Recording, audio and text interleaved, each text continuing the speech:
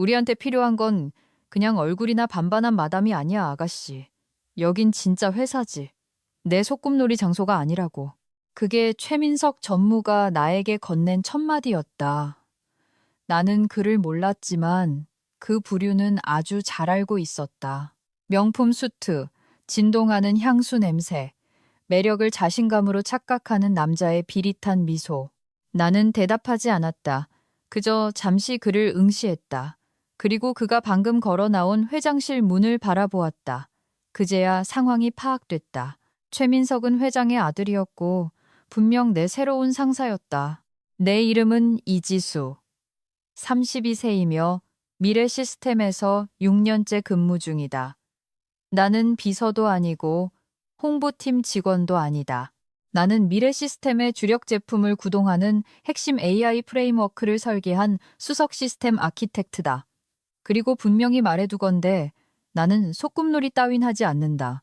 나는 수천억 원짜리 계약을 유지시키는 시스템을 설계한다. 월요일 오전 8시 15분이었다. 지난주 이메일에서 새로운 리더십 팀이라 칭했던 이들이 출근하는 첫날이었다. 전임 대표이사는 조용히 은퇴했고 지분은 최태산 회장이 이끄는 투자그룹으로 넘어갔다. 최민석의 아버지였다. 최태산은 수십 년간 금융계에 몸담은 인물이었다. 링크드인을 통해 알아본 바에 따르면 아들 최민석은 성인기 대부분을 아버지 돈으로 스타트업을 차리고 말아먹는 데 보냈다. 2년 이상 버틴 회사가 단 하나도 없었다. 내가 주말 스트레스 테스트의 오류 로그를 검토하고 있을 때 최민석이 나타났다. 그는 마치 이곳의 주인이라도 되는 양 내 책상에 기대섰다. 엄밀히 말하면 이제 주인이 맞을지도 모른다. 그리고는 80년대 싸구려 영화에서나 나올 법한 얼굴 반반한 마담, 운운하는 대사를 날린 것이다. 나는 그에게 반응이라는 만족감을 주지 않았다. 대신 노트북을 닫아 가방에 넣고 개인 물품을 정리하기 시작했다. 죽은 남동생의 액자, 내가 처음 연사로 섰던 AI 컨퍼런스 기념 머그컵, 이 지옥 같은 형광등 아래서 용케 살아남은 작은 다육식물 화분까지. 최민석이 낄낄거렸다. 이봐, 기분 나빠하지 마. 계속 웃으면서 일하면 여기서 잘 지낼 수 있을 거야. 나는 그를 쳐다보지도 않았다. 그가 떠드는 동안 내 머릿속은 3년 전 내 특허 담당 변리사와 나눴던 아주 구체적인 대화를 되감고 있었기 때문이다. 대부분의 사람들은 테크 기업 내부에서 특허가 어떻게 작동하는지 잘 모른다. 만약 회사의 자원을 쓰지 않고 개인 시간과 개인 장비로 발명한 뒤 본인 이름으로 특허를 출원한다면 회사의 양도 서명을 하기 전까지 그건 온전히 발명자의 것이다. 그것이 내가 미래 시스템과 맺은 계약 조건이었다. 나는 핵심 시스템을 개발하고 정식 양도 절차를 밟기 전까지는 회사에 라이선스를 주는 형태로 내부적으로 사용하게 했으며 그에 따른 보상을 받기로 되어 있었다. 이 모든 내용은 내 근로계약서에 명시되어 있었다. 그리고 지금 현재 적응형 AI 엔진, 예측 압축 프로토콜, 동적 보안 계층을 아우르는 6개의 출원 중인 특허는 여전히 내 것이었다. 미래 시스템의 것도 더욱이 최민석의 것도 아니었다. 나는 가방 지퍼를 닫고 그를 지나쳐 엘리베이터로 향했다. 이봐! 그가 내 뒤에서 불렀다. 어디 가는 거야? 20분 뒤에 전체 팀 회의가 있는데 나는 엘리베이터 버튼을 눌렀다. 아니요, 최 전무님. 나는 뒤도 돌아보지 않고 말했다. 회의는 당신이 하겠죠. 전 처리해야 할 일이 있어서요. 그의 비웃음 소리가 닫히는 엘리베이터 문틈으로 따라 들어왔다. 짧고 무시하는 듯한 내가 다시 기어 들어올 거라 확신하는 그런 웃음이었다. 내가 판교에 있는 오피스텔에 도착했을 때는 이미 비가 내리기 시작했다. 10월의 서울, 생각하기 딱 좋은 날씨였다. 나는 커피를 내리고 주방 아일랜드 식탁에 노트북을 펼친 뒤 클라우드 저장소를 열었다. 6개의 특허 포트폴리오는 모두 미래 시스템의 인프라와 완전히 분리된 내 개인 서버에 저장되어 있었다. 라이선스 갱신 계약은 정확히 9일 후에 만료될 예정이었다. 대화 없이는 갱신할 생각이 추호도 없었다. 다음 날 아침 나는 일찍 출근했다.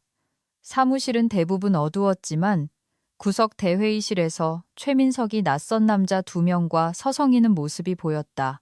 테이블 위에는 프로젝트 아틀라스 프로젝트, 애틀라스라고 적힌 화려한 프레젠테이션 폴더와 론칭 자료들이 쌓여 있었다. 지난 18개월간 우리가 매달려온 바로 그 대형 프로젝트였다.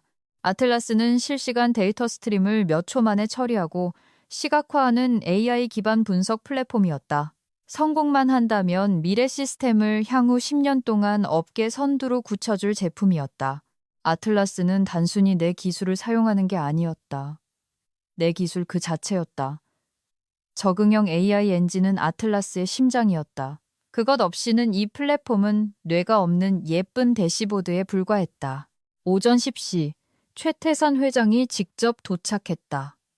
훤칠한 키, 은발, 값비싼 시계. 최민석은 열성적인 수습생처럼 그의 어깨 너머에서 알짱거렸다. 최 회장은 전 직원에게 아들을 새로운 전략기획 본부장으로 소개하며 현대화에 대한 그의 비전을 강조했다.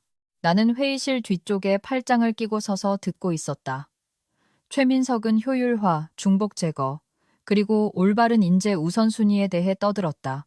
그가 마지막 말을 할 때 그의 시선이 나를 향해 휙 움직이는 것을 느꼈다. 그 순간 나는 알았다. 그들은 단순히 회사를 이끌러 온 게 아니었다. 나를 대체하러 온 것이었다. 그리고 만약 그들이 제값을 치르지 않고 내 작업물을 가져갈 수 있다고 생각했다면 그들은 특허와 계약, 그리고 그 결과가 어떻게 작동하는지에 대한 아주 공개적인 교육을 받게 될 터였다. 그날 밤, 개발팀 동료에게서 전화가 왔다. 팀장님, 제가 말한 건 비밀로 해주세요. 그가 속삭였다. 최 전무가 엔지니어들에게 팀장님의 AI 엔진에 대한 모든 것을 문서화하라고 지시했어요. 전체 아키텍처 다이어그램, 소스 코드, 전부 다요.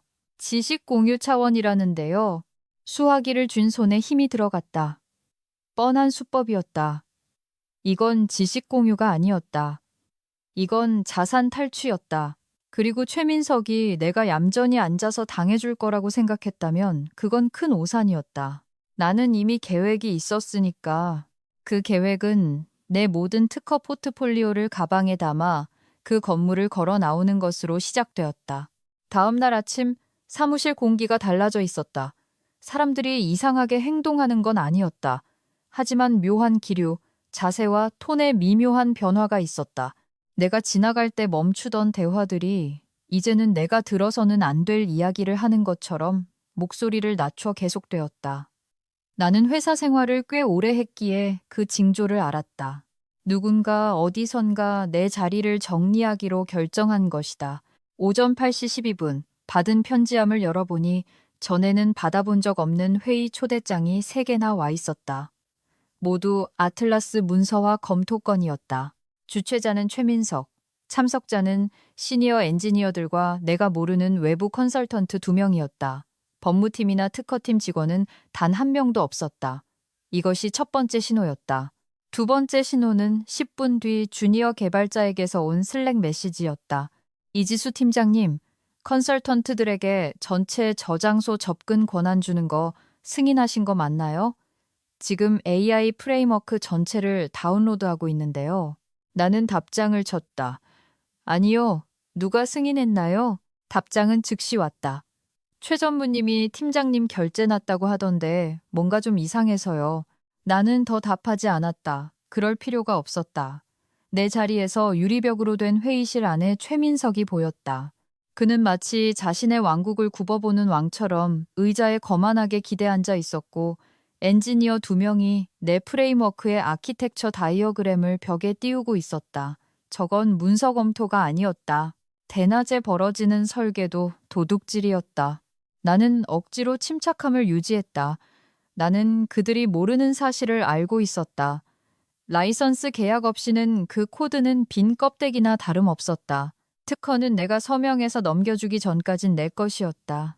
그리고 지금 그 계약서는 내 오피스텔 서랍 속에 서명되지 않은 채로 들어있었다. 하지만 이건 내 일정이 변경되었음을 의미했다. 그들이 지금 움직인다면 나는 더 빨리 움직여야 했다.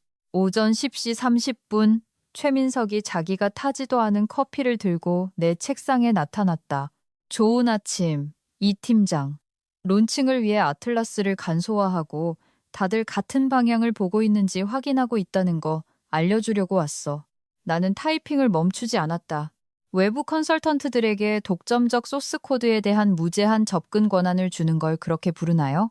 그의 미소는 흔들리지 않았지만 눈이 살짝 가늘어졌다. 투명성이 신뢰를 쌓는 법이지. 나는 그의 눈을 똑바로 쳐다보았다. 그리고 도둑질은 소송을 쌌죠. 아주 짧은 순간 그가 얼어붙었다. 그러고는 낮고 무시하는 듯한 웃음을 터뜨렸다. 진정해 아가씨. 아무도 당신 걸 훔치지 않아. 이건 다 회사 재산이야. 나는 그게 사실이 아니라는 걸 굳이 상기시키지 않았다. 아직은. 나는 작업을 저장하고 노트북을 덮으며 말했다. 그렇게 확신하신다면 제가 법무팀에 더블 체크하는 건 신경 안 쓰시겠네요. 그의 얼굴을 스치고 지나가는 짜증, 그것만으로도 충분한 확인이 되었다. 그날 오후 나는 로비 구석진 곳에서 미래 시스템의 사내 변호사인 박정훈에게 전화를 걸었다. 더 이상 회사 내선 전화는 믿을 수 없었다. 이 팀장님, 길게 말씀드릴 순 없어요. 박 변호사가 조심스럽게 말했다. 하지만 특허를 언제 어떻게 개발했는지에 대한 모든 증빙 자료를 확실히 챙겨두시라고 조언드리고 싶네요. 만약 그들이 회사 자원에서 파생된 거라고 주장하면 골치 아파질 수 있어요. 이미 시도하고 있어요. 내가 말했다. 수화기 너머로 잠시 침묵이 흘렀다. 그렇다면 아셔야 할 게 있습니다. 최 회장이 이사회에 아틀라스의 핵심 기술이 완전히 내재화되었다고 보고하고 있어요. 그건 계약법상 아주 구체적인 표현이네요. 의미하는 바는 그들이 소유하고 있지 않더라도 소유한 것처럼 암시하고 있다는 거죠. 그래서 팀장님 입장이 위태로워질 수 있습니다. 전화를 끊었을 때 발밑이 꺼지는 듯한 기분이 들었다. 그들은 단순히 코드를 훔치는 게 아니었다. 그것을 합법적으로 보이게끔 밑작업을 하고 있었다. 그날 밤 나는 평소보다 늦게까지 사무실에 남았다. 청소 용역 직원들이 왔다 갔다 했고 회의실 불이 꺼졌다. 자정이 되자 서버 돌아가는 소리와 나뿐이었다. 나는 개인 노트북을 내 보안 클라우드에 연결하고 내 포트폴리오의 모든 코드라인을 훑었다. 각 파일의 생성 날짜, 기기 아이디, 버전 관리 기록 같은 메타데이터 태그를 달았다. 모든 것이 로그로 남고 타임스탬프가 찍혔으며 3곳의 별도 오프사이트 서버 미국 2곳, 해외 1곳에 백업되었다. 만약 그들이 업무 시간에 만들었다고 주장한다면 나는 반증할 수 있었다. 새벽 1시 14분. 나는 내 담당 변리사인 김수진에게 집행 가속화 필요라는 제목으로 암호화된 메시지를 보냈다. 김 변리사님, 집행 시점을 앞당겨야겠습니다. 그들이 내부 아키텍처 도면과 소스 코드를 복제하기 시작했습니다. 파생 주장이 임박한 것으로 보입니다. 즉시 효력이 발생하는 내용 증명 준비를 권고합니다. 24시간 내에 업데이트하겠습니다. 마침내 회사를 나설 때 비는 그쳐 있었다. 거리는 비어 있었고 공기는 살을 애는 듯 찼다. 차창문에는 김이 서려 있었고 히터가 예열되기를 기다리며 앉아있는 동안 나는 아침에 본 최민석의 비웃음을 떠올렸다. 그는 내가 진짜 선수들이 등판하면 꼬리를 내릴 얼굴 마담 정도라고 생각했을 것이다. 그는 진짜 선수들은 목소리를 높이지 않는다는 걸 곧 배우게 될 터였다. 그들은 협박하지 않는다. 그저 상대방이 타격이 오는 줄도 모르게 만들 뿐이다. 그리고 정확히 7일 후 아틀라스 론칭 행사가 전 세계 투자자, 클라이언트, 언론에 생중계될 예정이었다. 나는 그들이 내 행동을 알아차리기 전 바로 그 순간까지 가게 둘 계획이었다. 수요일 아침이 되자 소문이 돌았다. 아틀라스 론칭은 다음 주 화요일 오전 9시로 확정되었다. 최태산 회장 명의로 전 직원에게 메일이 발송되었다. 시장 파괴, 전략적 우위, 비전 있는 리더십 같은 것만 번지르르한 단어들로 가득했다. 최민석의 이름은 메시지에 3번이나 등장했다. 내 이름은 단 한 번도 없었다. 오전 8시 45분 탕비실에 커피를 가지러 갔다가 엔지니어 2명이 이야기하는 것을 들었다. 새로운 AI 엔진이 9버전보다 동시 접속 부하를 3배나 견딜 수 있다고 하던데 한 명이 속삭였다. 나는 아무 말도 하지 않았지만 커피포트를 쥔 손에 힘이 들어갔다. 새로운 AI 엔진 같은 건 없었다. 그들이 조각조각 벗겨내려고 발버둥 치고 있는 내 엔진이 있을 뿐이었다. 용량 3배라는 주장은 마케팅용 헛소리거나 순전한 망상이었다. 오전 10시 사전 론칭 기술 브리핑이라는 회의 초대를 받았다. 참석자는 이사회 멤버들, 최 회장, 최민석, 그리고 그 새로운 컨설턴트들이었다. 직감적으로 이건 일반적인 브리핑이 아니라는 걸 알았다. 통제권 확보를 위한 자리였다. 내가 도착했을 때 최민석은 이미 상석에 앉아 세상의 모든 문제를 해결하고 온 사람처럼 소매를 걷어붙이고 있었다. 그는 화려한 그래프와 요점들로 가득 찬 슬라이드를 넘겼다. 이것이 그가 성능 차트를 가리키며 말했다.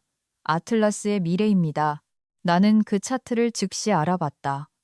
그들이 시스템을 수정하기도 전인 몇 달 전, 내 초기 벤치마크 테스트 결과였다. 최민석의 눈이 아주 잠깐 나를 향했다. 그는 내가 알아챘다는 걸 알고 있었다. 최태산 회장이 몸을 앞으로 숙였다. 이 팀장, 자네가 처음부터 아틀라스에 관여했다고 들었네. 론칭에 대해 우려되는 점이라도 있나? 나는 그의 시선을 피하지 않았다.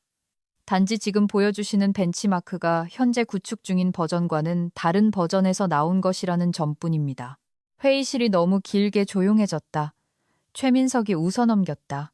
이 팀장님이 워낙 신중하셔서 그래요. 자기 작업물에 대한 애착이 강한데 좋은 일이죠. 나는 더 밀어붙이지 않았다. 여기서는 아직은 그날 오후 김수진 변리사에게서 전화가 왔다. 그들이 AI 엔진의 소유권 확인을 위한 소명 신청을 냈어요. 그녀가 말했다. 아직 소송은 아니지만 신호예요. 내가 굴복하길 바란다는 뜻이군요. 정확해요. 론칭 전에 싸움을 피하기 위해 특허를 넘길 거라고 베팅하는 거죠. 제 조언은요. 내용 증명을 보내기 전까진 응답하지 마세요. 언제 보낼 수 있죠? 월요일 오전 10시요. 패닉을 일으키기엔 충분히 빠르고 화요일 론칭 전에 방향을 틀기엔 충분히 늦은 시간이죠. 그날 밤 나는 코드를 수정하기 위해서가 아니라 감사하기 위해 다시 늦게까지 남았다. 내 특허 알고리즘의 모든 인스턴스가 여전히 아틀라스 빌드에 내장되어 있었다. 그것들이 없으면 인증 계층은 기본적인 아이디, 비밀번호 확인 수준으로 퇴보할 것이다. 기술적으로는 그렇게 론칭할 수도 있겠지만 그건 우범지대에서 현관문을 열어두고 생방송으로 주소를 광고하는 꼴이나 다름없었다. 목요일, 최민석이 나를 자신의 사무실로 불렀다. 이봐, 그가 태연한 척하며 말했다. 우리가 첫 단추를 잘못 끼운 건 알아요. 당신은 똑똑하고 능력 있어. 하지만 이제 새로운 시대가 왔고 우리가 일하는 방식도 바뀌고 있다고. 어떻게 바뀌는데요? 일단 더 크게 생각해야지. 그건 아틀라스가 어떤 개인의 것이 아니라 미래 시스템의 것이 되도록 확실히 하는 걸 의미해. 나는 팔짱을 꼈다. 그러니까 지금 내 특허를 넘기라고 말하는 타이밍인가요? 그의 미소가 더 넓어졌다. 그냥 서류 작업일 뿐이야. 보상은 충분히 할게. 나는 목소리 톤을 유지했다. 제 변호사에게 보내세요. 금요일이 되자 컨설턴트들은 내가 작성한 모든 문서를 샅샅이 뒤지며 밤샘 작업을 하고 있었다. 나는 그들이 여전히 가장 중요한 한 가지를 이해하지 못하고 있다는 걸 알면서 곁눈질로 지켜보았다. 핵심 인증 프레임워크는 물리적으로 미래 시스템 서버에 있지 않았다. 내 서버에 있었다. 토요일 아침, 주니어 엔지니어에게서 온 문자로 휴대폰이 울렸다. 최 전무가 이사회의 아틀라스는 팀장님 기술이랑 독립적이라고 보고했어요. 이제 그는 거짓말을 하고 있었다. 빌드는 여전히 로그인 시 내 프레임워크를 326번이나 호출하고 있었다. 그것이 세 번째 신호였다. 최민석은 단순히 오만한 게 아니었다. 그는 무모했다. 라이선스 계약 없이 내 기술을 사용하여 론칭한다면 그건 더 이상 회색지대가 아니었다. 교과서적인 특허 침해였다. 일요일, 나는 모든 메타데이터가 온전한 AI 엔진의 모든 버전을 담은 하드 드라이브를 들고 김수진 변리사의 사무실로 갔다. 우리는 내용 증명을 마지막으로 한 줄 한 줄 검토했다. 이게 송달되면 그녀가 말했다. 즉각적인 보복에 대비하셔야 해요. 그들은 당신을 사보타주, 절도, 뭐든 덮어씌우려고 할 거예요. 그러라고 하죠. 내가 말했다. 진실은 내 편이니까. 김 변리사가 봉투를 테이블 위로 밀었다. 그럼 준비됐네요. 그날 밤 잠을 이룰 수 없었다. 나는 빗소리를 들으며 침대에 누워 내일 아침 퀵서비스 기사가 그 봉투를 들고 들어갈 때 보게 될 얼굴들을 생각했다. 최민석은 비웃다가 당황할 것이다. 최태사는 즉시 수습에 들어갈 것이다. 그리고 다른 사람들은 어떻게 론칭이 잘못될 수 있는지 의아해할 것이다. 나는 눈을 감고 화요일 오전 9시를 상상했다. 무대, 카메라, 정장을 입은 투자자들, 그리고 그들이 아틀라스에 로그인하려는 순간 문이 잠기고 불이 꺼져 있으며 열쇠는 내 주머니에 있는 그 순간을. 월요일 오전 9시 57분, 나는 내 자리에서 노트북을 열고 20분째 다시 읽고 있는 이메일 초안 위에서 커서를 깜빡이고 있었다. 제목은 간단했다. 라이선스 종료 통보, 아틀라스 인증 컴포넌트, 3개의 첨부 파일이 있었다. 김 변리사가 서명한 내용 증명, 내 특허 목록, 그리고 미래 시스템이 내 기술을 소유가 아닌 라이선스로 취급했음을 증명하는 과거의 내부 라이선스 문서들. 오전 10시 전과 퀵서비스 기사가 엘리베이터에서 내려 접수 데스크로 직행했다. 내 자리에서 그 봉투가 최 회장의 비서에게 그리고 법무팀의 박정훈 변호사에게 전달되는 것을 지켜보았다. 1분도 안 돼요. 박 변호사가 임원실 쪽으로 급히 이동하는 게 보였다. 2분도 채 지나지 않아 내 전화기에 불이 들어왔다. 발신자 정보 없음. 나는 벨이 울리도록 내버려 두었다. 슬랙 알림이 울렸고 또 울렸다. 그리고 CEO 비서실에서 이메일이 왔다. 대회의실 A. 지금 당장. 나는 숨을 고르고 전화기를 서랍에 넣은 뒤 걸어갔다. 내가 들어갔을 때 최태사는 테이블 끝에 서 있었고 봉투는 뜯겨 내용물이 부채처럼 펼쳐져 있었다. 최민석은 여전히 자기가 통제하고 있다고 믿는 사람들이 짓는 그 고정된 미소를 띠고 있었다. 박 변호사는 옆에 앉아 메모 패드를 준비한 채 무표정하게 있었다. 최태사는 시간을 낭비하지 않았다. 이 팀장, 이게 뭔가? 아틀라스에서 제 특허 컴포넌트를 사용할 권한이 없다는 통보입니다. 나는 차분한 목소리로 말했다. 라이선스는 만료되었습니다. 갱신은 체결되지 않았고요. 허가 없이 기술을 계속 사용하고 계십니다. 최민석이 코웃음 쳤다. 당신 기술? 이건 회사 기술이야. 박 변호사가 헛기침을 했다. 정확히 말하면 프레임워크의 일부분은 이지수님 명의로 출원 및 등록된 특허에 해당합니다. 역사적으로 우리는 양도전까지 내부 라이선스를 사용해왔고요. 역사적으로라니, 최태산이 소리쳤다. 우리가 회사를 소유했어. 우리가 코드를 소유한다고. 코드의 소유권과 특허권의 소유권은 다릅니다. 박 변호사가 조용히 말했다. 이 통보는 특정 의무를 발생시킵니다. 최민석이 눈을 굴렸다. 의무라니? 사용 중지 같은 거? 네, 바로 그겁니다. 내가 즉답했다. 최태산이 새 서류를 테이블 너머로 밀었다. 그럼 지금 당장 이 양도 계약서에 서명해. 그럼 끝나는 일이야. 나는 손도 대지 않았다. 제 변호사에게 보내세요. 그가 몸을 기울였다. 24시간 뒤에 론칭이야. 이걸로 목리를 부리면 자네가 우리가 쌓아온 모든 걸 파괴하게 될 거야. 제 특허 청구항을 침해하지 않는 인증계층을 새로 구축하는 건 자유입니다. 내가 말했다. 라이선스 없이 제 것을 쓸 수 없을 뿐이죠. 최민석의 미소에 금이 갔다. 이건 협박이야. 계약 이행 요구라고 부르죠. 박 변호사가 말했다. 최태산이 내게로 돌아섰다. 목소리가 반 옥타브 낮아졌다. 그 특허들 가지고 나가면 회사 지적재산권 절도 혐의로 고소할 거야. 나는 손이 떨리는 걸 들키지 않으려 의자 등받이를 잡았다. 모두 외부에서 제 개인 장비로 개발되었습니다. 로그, 구매 영수증, 버전 관리 기록 다 가지고 계시잖아요. 몇 년 전부터 가지고 계셨죠.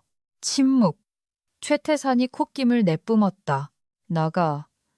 그가 말했다. 우리가 알아서 처리하지. 나는 자리로 돌아왔다. 이번엔 짐을 싸지 않았다. 기록을 남겼다. 오전 10시 42분 나는 법무팀과 임원진에게 단 한 줄의 성명 이메일을 보냈다. 첨부된 내용 증명의 의거, 즉시 효력이 발생함에 따라 본인의 특허 청구항을 구현하는 모든 원격 엔드포인트, 키, 서비스에 대한 접근 권한을 철회합니다. 이 조치는 본인의 자산의 하나며 어떠한 미래 시스템 자산도 변경하거나 접근하지 않습니다. 나는 전체 포렌식 로그를 유지할 것이다. 클릭 2번. 1차 API 키 교체, 레거시 폴백 토큰 비활성화, 내 게이트웨이에서 아틀라스 서비스 계정 차단. 41초가 걸렸다. 시스템은 캐시된 세션으로 계속 돌아갔다. 활성 사용자는 튕겨나가지 않았다. 그들이 내 엔드포인트를 건드리지만 않는다면 아직 아무것도 깨지지 않을 터였다. 오전 11시 15분. 슬랙이 시끄러워졌다. 엔지니어, 누가 인증 게이트웨이 바꿨어? 왜 스테이징 클러스터에서 400일 에러가 뜨지? 엔지니어, 새 공급자로 넘긴 거야? 보안팀장이 DM을 보냈다. 긴급 감사를 진행 중입니다. 모든 회사 기기를 반납해 주십시오. 나는 답했다. 기꺼이 그러죠. 집에 회사 기기가 하나도 없어서요. 제 개인 장비는 감사 대상이 아닙니다. 2분 뒤 인사팀에서 개정된 취업규칙 및 정보보안 서약서라는 제목의 PDF를 이메일로 보냈다. 타임스탬프 11시 23분. 새로운 조항, 소급 적용 조항이었다. 나는 박 변호사와 김 변리사를 참조해 넣고 답장했다. 소급 적용된 규정에는 서명할 수 없습니다. 대리인을 통해 연락 바랍니다. 오후 12시 5분. 최민석이 한 번도 본 적 없는 보안팀장과 내 책상에 나타났다. 노트북 내놔. 그가 말했다. 이건 제 개인 노트북입니다. 내가 말했다. 여기 입사 때 서명한 기기 반입 및 사용 면제 신청서입니다. 내가 서류를 건넸다. 그는 낚아채듯 가져가 훑어보더니 인상을 쓰며 보안팀장에게 넘겼다. 당신 대기 발령이야. 그가 말했다. 사원증 반납해. 나는 사원증을 책상 위에 올려두었다. 서면 통지와 법무팀의 후속 절차 기다리겠습니다. 그는 내가 난동이라도 피우길 바랐을 것이다. 나는 그에게 서류상의 증거만 남겨주었다. 그들이 걸어갈 때 주니어 엔지니어에게서 문자가 왔다. 세션 재시작하면 스테이징 서버 로그인은 돼요. 운영 서버는 당분간 괜찮아요. 핵심 단어는 당분간이었다. 캐시 윈도우는 만료될 것이다. 나는 그들의 갱신 주기를 알았다. 내가 설계했으니까. 오후 1시 40분. 박 변호사가 사무실에서 전화를 걸어왔다. 처음으로 그의 목소리가 인간적으로 들렸다. 그들이 팀장님을 업무방해 사보타주로 몰아갈 겁니다. 회사 채널에 어떤 말도 하지 마세요. 김 변리사님이 말하게 하세요. 알겠습니다. 그리고 그가 덧붙였다. 우리끼리 얘긴데 특허를 침해하지 않는 인증 레이어 없이 론칭하면 안 됩니다. 만약 강행하면 규제 기관을 불러들이는 꼴이에요. 팀장님뿐만 아니라요. 그거 서면으로 남겨주실 건가요? 잠시 침묵. 제 조언 내용은 기록해 두겠습니다. 오후 3시. 홍보팀이 전 직원 메일을 보냈다. 아틀라스 론칭 전속력 전진. 메시지는 모든 것이 순조롭다고 주장했다. 오후 5시 30분에 워룸와 최종 점검이라는 일정 초대가 뒤따랐다. 나는 초대받지 못했다. 나는 집으로 갔다. 주방 식탁에서 감사 대시보드를 열었다. 내 게이트웨이로 오는 모든 요청이 전체 헤더, 타임스탬프, 발신 IP와 함께 기록되고 있었다. 나는 그들의 시스템을 건드리는 게 아니었다. 내 시스템을 지켜보고 있을 뿐이었다. 합법적이고 지루하며 난공불락인 상태로 오후 6시 12분 새로운 클라이언트 아이디가 내 게이트웨이를 핑했다. 내가 모르는 아이디였다. 20초 동안 6번 인증을 시도했다. 실패했고 사라졌다. 3분 뒤 또 다른 시도. 누군가 내가 문을 조금이라도 열어뒀길 바라며 무작위 대입으로 경계를 찌르고 있었다. 나는 로그를 김별리사에게 한 줄의 메시지와 함께 전달했다. 통보 후 내 자산에 대한 무단 접속 시도. 그녀는 1분 뒤 답했다. 좋아요. 로그 계속 남기세요. 대응하지 마시고요. 밤은 핑 소리와 정적 속에서 깊어갔다. 오후 9시 3분 내가 신뢰하는 엔지니어에게서 메시지가 왔다. 임시 인증 시스템으로 교체 중이에요. 스모크 테스트는 통과하는데 동시 접속 갱신해서 뻗어요. 최전무는 괜찮다네요. 사용자 몇 명까지 버티는데? 내가 물었다. 38명까지 해봤어요. 아틀라스 시연은 한 번에 수백 명을 접속시킬 것이다. 잠을 설쳤다. 마음속으로 계속 시나리오를 돌리느라 얕은 잠을 잤다. 2번이나 뭔가 잊은 것 같아 벌떡 일어났지만 체크리스트와 백업, 세 통의 내용 증명을 기억하고 다시 누웠다. 나는 원칙대로 했다. 트래픽 속으로 뛰어드는 건 그들이었다. 화요일 오전 5시 42분 알람이 울렸다. 커피를 필요 이상으로 진하게 타고 스트리밍 공지를 띄웠다. 태평양 표준시 기준이 아니라 한국 시간 오전 9시 RSVP 배너에 투자자 명단이 보였다. IT 기자들은 이미 AI의 순간이라며 트윗을 날리고 있었다. 워룸 캘린더에는 오전 7시 현황 파악 회의가 잡혀 있었다. 나는 초대받지 않았지만 누군가 안건을 전달해 주었다. 70 스모크 테스트, 730 부하 테스트, 8태종싱인 그린 레드, 830 PR 브리핑, 90 라이브, 오전 7시 6분. 엔지니어에게서 온 스레드로 폰이 밝아졌다.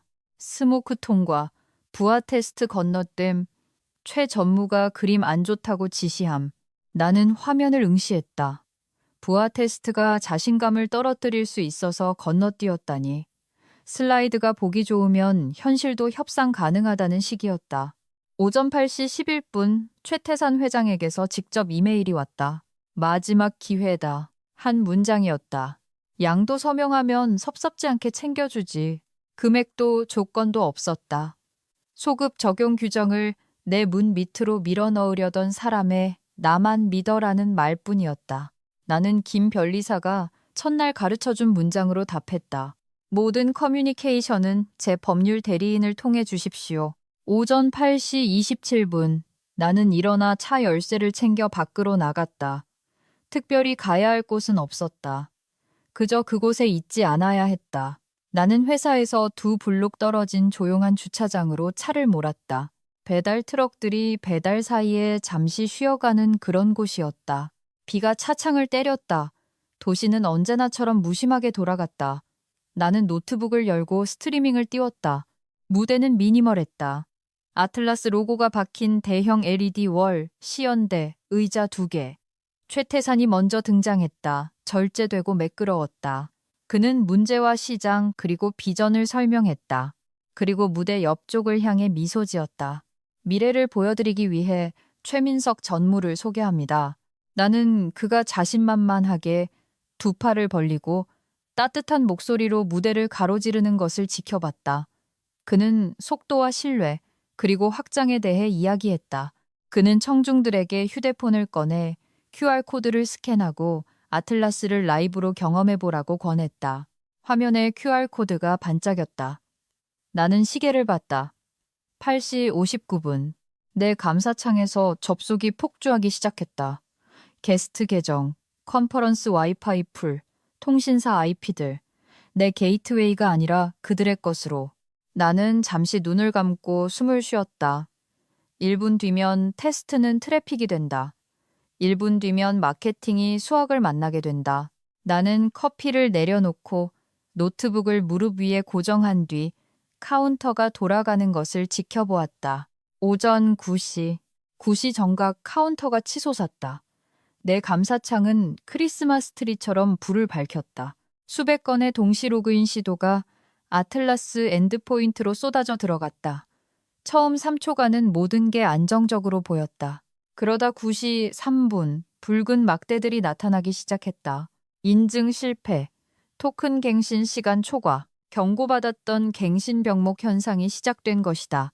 9시 5분까지 세션의 절반 이상이 오류 메시지를 반환하고 있었다. 나는 라이브 스트림으로 화면을 전환했다.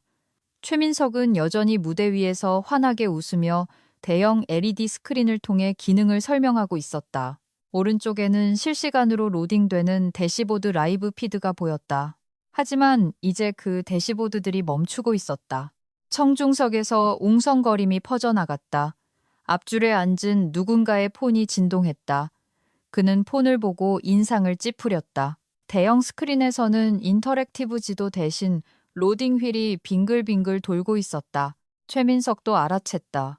그의 눈이 빠르게 흔들리는 게 보였지만 그는 말을 멈추지 않았다. 9시 7분, 실패는 피할 수 없는 현실이 되었다. 로딩 휠이 붉은 배너로 바뀌었다. 에러, 인증 서버에 연결할 수 없습니다. 데모 계정뿐만이 아니었다. 모두가 그랬다. 최민석의 미소가 0.5초간 무너졌다가 무대 옆을 향했다. 카메라 앵글 밖에서 누군가 필사적으로 손을 흔들고 있었다. 그는 마이크에 대고 톤이 너무 높은 목소리로 껄껄 웃었다. 라이브 론칭이라 긴장했나 봅니다. 팀이 확인 중입니다. 박수 한번 부탁드립니다. 박수 소리는 앙상했다. 다시 내 감사 로그를 보니 요청들이 쌓이다가 즉시 실패하고 있었다. 그들의 임시 인증 레이어는 그 부하를 견딜 수 없었다.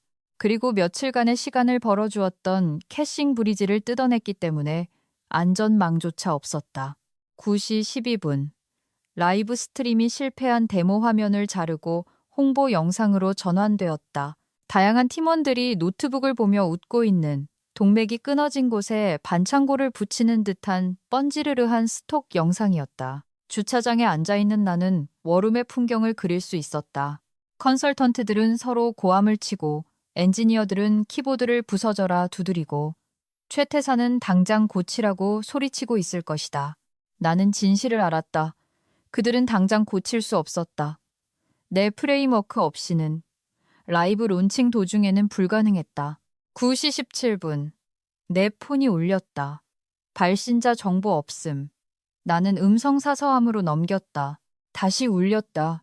이번에는 받았다. 최태산이었다. 목소리가 잔뜩 굳어 있었다. 이 팀장. 지금 당장 복구하려면 뭐가 필요한가?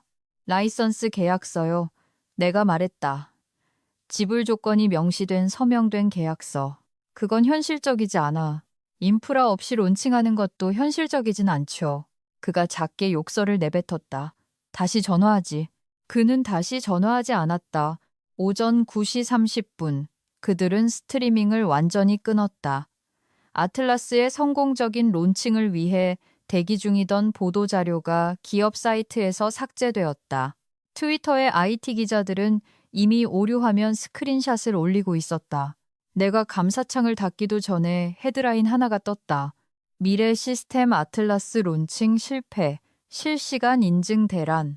나는 집으로 운전해 갔다. 비가 다시 내리기 시작했고 가늘고 차가웠다. 내 폰은 전화, 문자, 이메일로 끊임없이 진동했다. 나는 김별리사의 연락을 제외하고는 모두 무시했다. 데미지 컨트롤 모드예요. 전화를 받자마자 그녀가 말했다. 예상치 못한 서버 중단으로 말을 맞추려고 하고 있어요. 하지만 특허 위반 사실은 변하지 않아요. 증거 자료가 명확하니까요. 당신이 아주 유리한 위치예요. 얼마나 유리한가요? 법정에 갈 생각조차 못하게 만들기 전에 조건을 협상할 수 있을 만큼요. 수요일까지 이사회가 긴급 소집되었다. 최민석은 대외적인 직책에서 조용히 물러났다. 금요일이 되자 그의 링크드인 프로필은 새로운 기회 모색 중으로 바뀌었다. 최태사는 리더십 재편과 예상치 못한 기술적 난제에 대한 성명을 발표했다. 미래 시스템의 최대 고객사 중 3곳이 계약을 해지했다. 주가는 4일 만에 37% 폭락했다. 그리고 엔지니어링 팀 지인의 말에 따르면 아틀라스를 살리러 들어왔던 컨설턴트들은 재구축에 6, 9개월이 걸린다는 걸 깨닫고 발을 뺐다고 한다. 다음 주 월요일 최태산이 직접 나에게 전화했다. 이번에는 목소리에 억지 통제 따윈 없었고 그저 피로감만 묻어났다. 라이선스 조건을 논의할 준비가 됐네. 그가 말했다. 독점권이든 특허 매입이든 뭐든 하겠네. 나머지는 김수진 변리사가 처리했다. 목요일에 합의서가 체결되었다. 그들이 내 계좌로 입금한 금액은 내가 미래 시스템에서 6년 동안 번 돈보다 많았다. 대가로 그들은 내 기술에 대한 3년 비독점 라이선스를 얻었다. 회사가 완전히 망하지 않고 재구축을 할 수 있을 정도의 시간이었다. 나는 회사로 돌아가지 않았다. 그곳에서 좋아했던 사람들과도 연락하지 않았다. 2주 동안 휴식을 취하며 머리를 식혔고 새로운 것을 구상하기 시작했다. 1월이 되어 나는 보안 적응형 인증 시스템을 전문으로 하는 내 회사 이지스 로직 AIS 러직을 설립했다. 6개월 만에 우리는 미래 시스템의 경쟁사 2곳과 계약을 맺었다. 미래 시스템. 그들은 한동안 근근히 버텼다. 3년 라이선스가 만료되었을 때 그들은 자체 시스템을 바닥부터 다시 만들려고 시도했다. 하지만 내 오리지널 프레임워크의 성능이나 보안성을 결코 따라오지 못했다. 결국 그들은 예전 가치의 일부도 안 되는 가격에 인수되었다. 최태사는 쓸쓸히 은퇴했다. 최민석은 IT 업계에서 완전히 사라졌다. 가끔 사람들은 묻는다. 차라리 특허를 일찍 넘겨주고 그 난리통을 피하는 게 낫지 않았겠냐고, 후회하지 않냐고. 나는 진실을 말해준다.